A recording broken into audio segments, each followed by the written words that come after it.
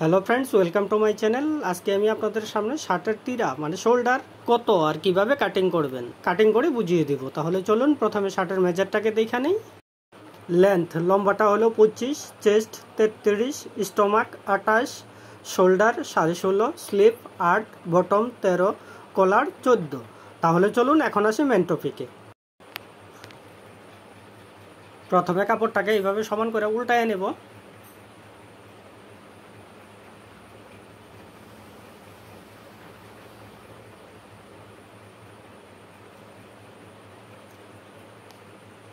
এভাবে উল্টায়া ডাবল করে ভাঁজ করে নেব।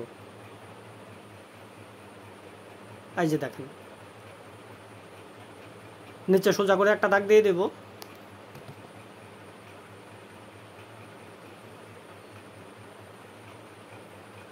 এইভাবে এখন নেব শার্টের লম্বাটা হলো আপনার 25, 1 ইঞ্চি আমি নেব সেলাই মার্জিন, তাহলে হতেছে আপনার 26। এই 26-এ একটা চিহ্ন করব।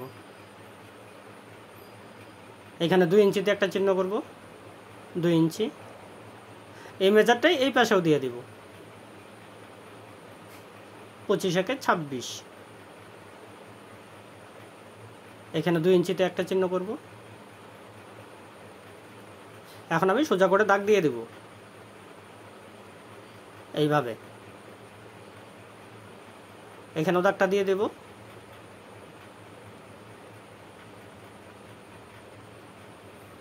এখন নেব প্লেটের ভাঁজটা নেব আমি 2 ইঞ্চি, 2 ইঞ্চি। হাফ ইঞ্চি ভিতরে আপনার শার্টের বোতাম থাকবে, হাফ ইঞ্চি। এখানেও 2 ইঞ্চি, হাফ ইঞ্চি ভিতরে আপনার বোতাম। নিচেও 2 ইঞ্চি, হাফ ইঞ্চি ভিতরে আপনার বোতাম থাকবে। এখন প্লেটের ভাঁজের দাগটা দিয়ে দিব এইভাবে।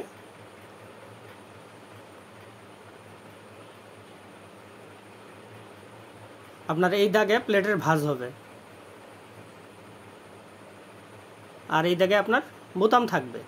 হাফ ইঞ্চি ভিতরে আপনার শার্টের বোতামগুলো লাগানো হয়। আমি এই প্লেটের ভাঁজের থেকে নিব কলারটা হলো 14কে আপনার 5 দিয়ে ভাগ করলে হইতেছে 2.80। আমি এখানে নেব 2.75, यानी 3.25। এদিকে ডিপটা দিব হলো আমি 2.25 ইঞ্চি। এখন এখানে ড্রয়িং করে দিব এইভাবে।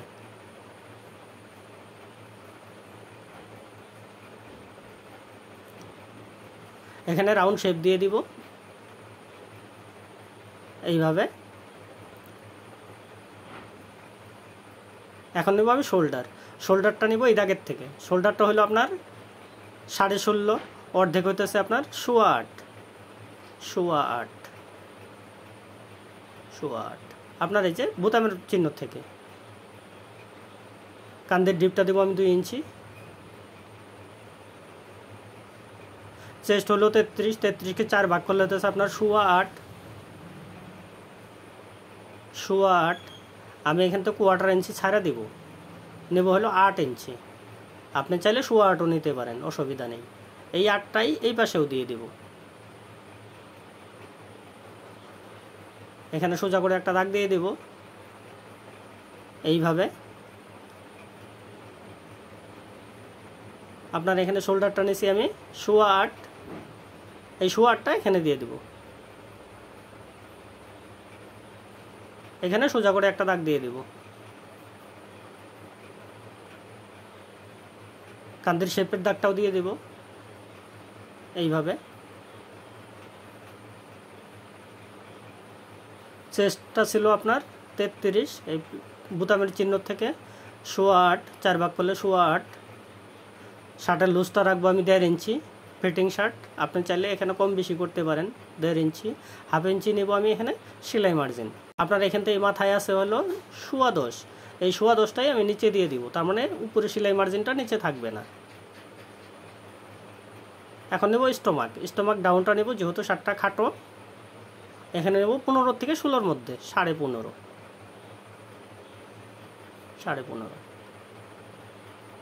স্টোমাকটা আছে হলো আপনার 28, 4 ভাগ করলে হতেছে 7। আপনার এই যে বোতামের চিহ্ন থেকে 7 ইঞ্চি। শার্টের লুজটা নিব আমি 1.5 ইঞ্চি, উপরে 1.5 ইঞ্চি নিছি, এখানেও 1.5 ইঞ্চি। 1.5 ইঞ্চি, 1/2 ইঞ্চি সেলাই মার্জিন। এখন ড্রয়িং করে দেব।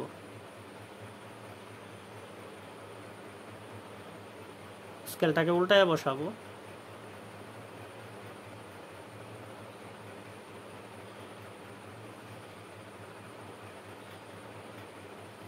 এখানে রাউন্ড যেন হয় এমনভাবে স্কেলটা বসাবো।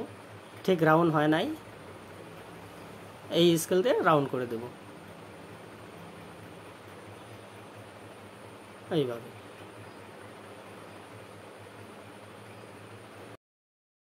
আর্মহোল ডাউনটা নিব আমি 3 ইঞ্চি, এইখান থেকে 3 ইঞ্চি। এখানে আমি 1/4 ইঞ্চি ছেড়ে দেবো। তার মানে আপনার কান্দিটা যখনই 2 ইঞ্চি ডিপ আসবে তখনই আপনার 1/4 ইঞ্চি বাইরে যাবে। আমি এই 1/4 ইঞ্চিটা শর্ট করে দেব। এখন এইভাবে একটা দাগ দিয়ে দিব। এখানে আর্মহোলের রাউন্ড শেপ দিয়ে দিব এইভাবে। নিচে চাইনিজের ড্রয়িংটাও করে দেব, নিচে হবে চাইনিজ এইভাবে। আপনার ফ্রন্ট সাইডের ড্রয়িং কমপ্লিট হয়ে গেছে। চেস্ট 33, স্টমাক 28, এখানে 32-এর মতো থাকবে। এখন কাটিং করে দেব। আপনাকে রিকোয়েস্ট করব ভিডিওটা ভালো লাগলে লাইক করেন, শেয়ার করেন, আর যদি আপনি আমার চ্যানেলে প্রথম আসছেন সাবস্ক্রাইব করবেন প্লিজ। আপনি যদি এই নিয়মের শার্ট কাটিং করেন আশা করি কোনো ধরনের কমপ্লেন আসবে না। আপনার প্রতিটা মেজার সুন্দরভাবে বোঝানো আছে। এখানে আমি প্লেটের ভাঁজের চিহ্নটা উঠাই দেব।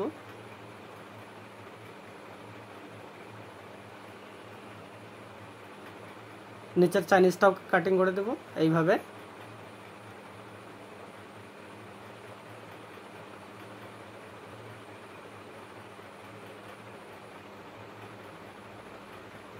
আমি শার্টের পকেটের চিহ্নটা উঠাই দেব। পকেটটা নেব আমি 7.5 ইঞ্চি নিচে। এখানে আপনি আপনার ইচ্ছা মতো নিতে পারেন, যতটুকু লাগে মেজার নিয়ে নেবেন।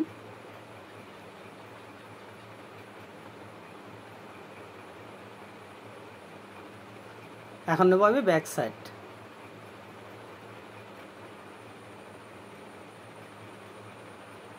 এইভাবে কাপড়টাকে সোজা করে এইভাবে ডাবল ভাঁজ করে নেব।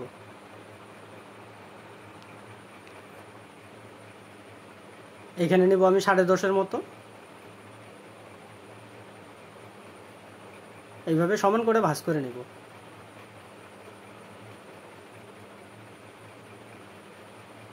ফ্রন্ট সাইডটাকে এইভাবে বসায় নেব আপনার প্লেটের ভাঁজের থেকে 1/2 ইঞ্চি দূরে, তার মানে যে সোজা বোতাম থাকবে ওই লেভেলে। এই যে দেখেন,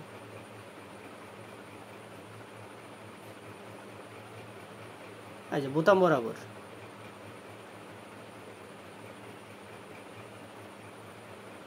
নিচে সোজা করে দাগটা দিয়ে দেব এইভাবে। শার্টের লম্বাটা ছিল আপনার 25, সেলাই মার্জিন ছিল 1 ইঞ্চি, টোটাল ছিল 26।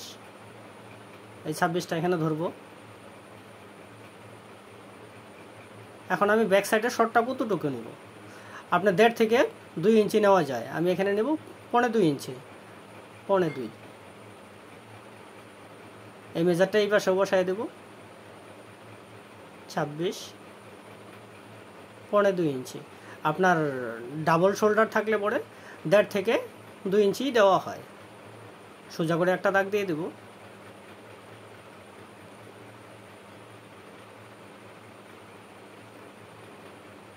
আপনার শোল্ডারটা ছিল 16.5, 16.5-এর অর্ধেক 8.25, 1/2 ইঞ্চি নেব সেলাই মার্জিন এইখান থেকে। এখানে এইভাবে স্কেলটাকে বসায় সোজা করে একটা দাগ দিয়ে দিব। এখানে রাউন্ড শেপ দিয়ে দিব।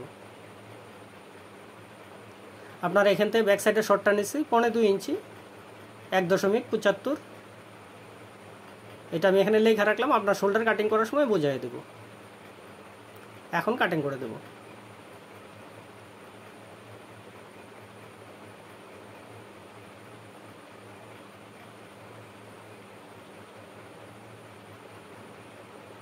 এখানে মিডিলের চিহ্নটা উঠাই দেব, নিচে চাইনিজটাও কাটিং করে দেব।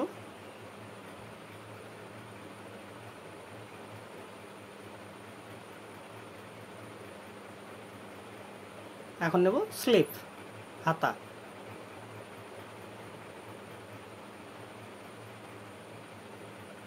শার্টটা হবে হাফ শার্ট, এইভাবে সোজা করে ভাঁজ করে নেব।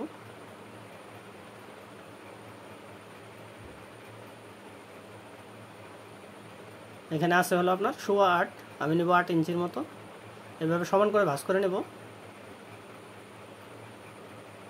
এখানে আমি হাফ ইঞ্চি ছাড়া, এখানে হাফ ইঞ্চি ছাড়া একটা দাগ দিয়ে দিব, হাফ ইঞ্চি।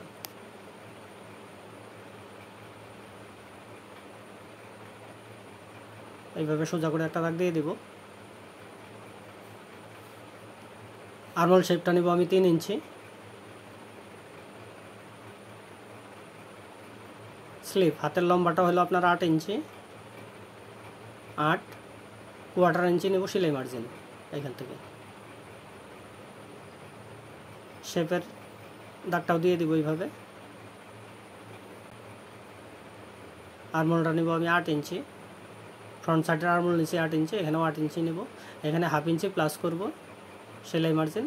এইভাবে হালকা রাউন্ড শেপ দিয়ে এইখানে মিলিয়ে দেব এইভাবে।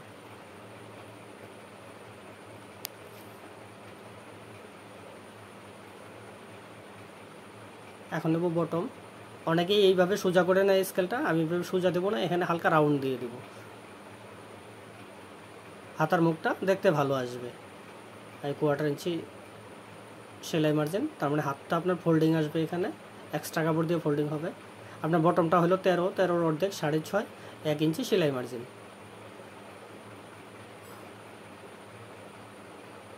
এখানে রাউন্ড শেপ দিয়ে দিব এইভাবে। এখন কাটিং করে দেব।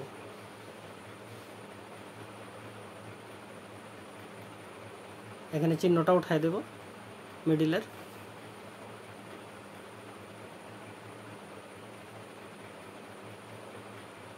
এখন নেব তালপাট। তালপাটটা নেব হলো আমি হাফ ইঞ্চি থেকে 1 ইঞ্চির মতো, এইভাবে মিলাই দেব।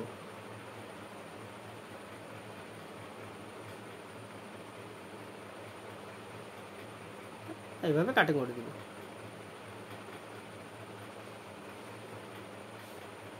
আপনার স্লিপ কাটিং হয়ে গেছে। এখন নেব শার্টের শোল্ডার। এখানে একটু মন দিয়ে দেখবেন, শার্টের মেন হলো এই জায়গাটাই। আপনার শোল্ডার কাটিং যদি ঠিক না হয়, শার্টটাকে কমপ্লিট আসাটা স্বাভাবিক।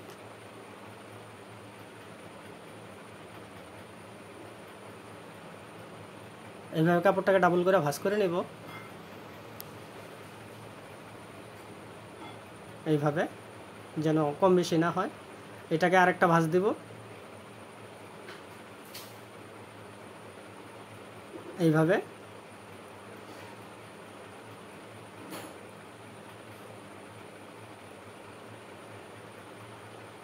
এখানে নেব আমি 8.25, 1 ইঞ্চি ওভার রাখবো। এখানে সমান করে ভাঁজ করে দেব। এখন ফ্রন্ট সাইডটাকে নিয়ে আসবো।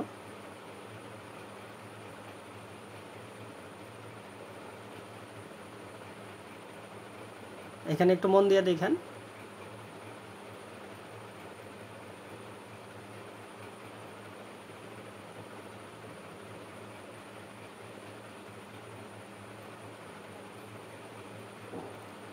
প্রথমে আমি এখানে 2.25 ইঞ্চি ব্যাক সাইডটা শর্ট নিয়েছিলাম, এই 2.25 ইঞ্চিটা এখানে নিয়ে নিব। 2.25 ইঞ্চি, এখানেও 2.25 ইঞ্চি। আপনার ব্যাক সাইডের শর্টটা এসে গেল।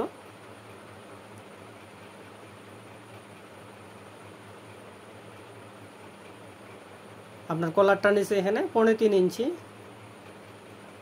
এই যে প্লেটের ভাঁজের থেকে 3.25, এইখানেও আমি 3.25 দিব, 3.25 ইঞ্চি। এখন আসবো গলার ডিপ। গলার ডিপটা কতটুকু দিবেন, আপনি যতটুকু দেবেন তার ডবল নেবেন। আমি এখানে দেবো 2.25 ইঞ্চি, তাহলে 2.25 এর ডাবল 3.5 ইঞ্চি, 3.5 ইঞ্চি। এই 3.5 অর্ধেক হইতেছে 2.25। এই 2.25 একটা চিহ্ন করব।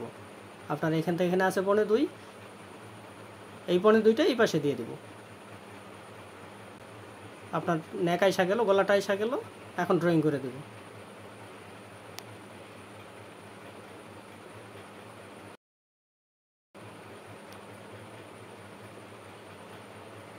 আপনার শোল্ডারটা নিচে এখানে 8.25 16.5 অর্ধেক 8.25 এই সেলাই মার্জিন 1/2 ইঞ্চিটা এখানে দিয়ে দিব।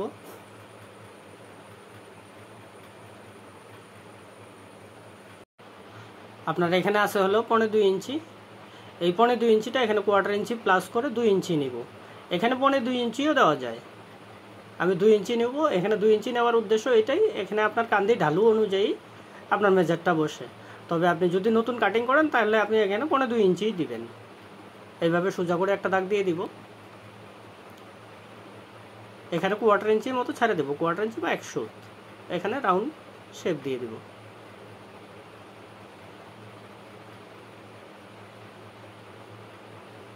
আপনার এই ফ্রন্ট সাইডটাকে এইভাবে বসায় নেব, এইভাবে আপনার যতটুকু লাগে এইখান থেকে এখানে মিলাই দেব। আপনার শোল্ডার ড্রয়িং হয়ে গেছে, এখন কাটিং করে দেব। আমি নিশ্চয়ই আপনাদেরকে বোঝাতে পেরেছি, না বুঝলে ভিডিওটা আরেকবার দেখেন, আশা করি বুঝবেন, এত সুন্দরভাবে বোঝানো আছে। তারপরেও যদি আপনাদের বুঝতে কোথাও অসুবিধা হয় আপনি কমেন্ট করেন, আমি চেষ্টা করব আপনার প্রবলেমটাকে সলভ করার জন্য।